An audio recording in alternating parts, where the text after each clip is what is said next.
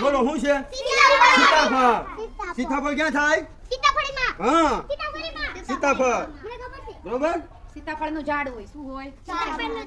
હાલો પછી અહીંયા આવી આવો. શું કહેવાય? અપરાજિતા. દેખાય તમને? આ અપરાજિતા છે.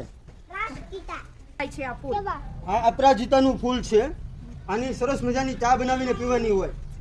હા, આ ચા બનાવવા માટે ઉપયોગમાં આવે. આ આયુર્વેદિક વેલો છે.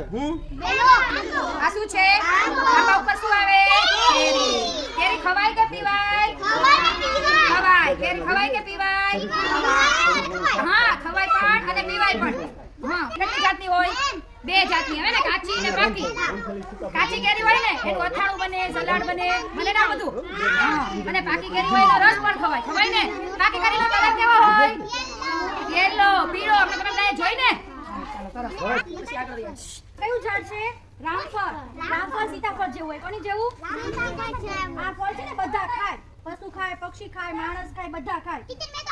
પૌષ્ટિક છે. પૌષ્ટિક કેવું છે? પૌષ્ટિક ફળ છે. હે, સરસ. આસોપાલવનું ઝાડ છે. શેનું છે? આસોપાલવનું ઝાડ આપણે જ્યારે પૂજા કરતા હોઈએ, સારા કામ કરતા હોય ત્યારે વપરાય છે ને? આપણે ઘરે પૂજા હોય કે ગમે મંદિરે બધા આસોપાલવના ઝાડ વપરાય છે, એના પાન વપરાય છે.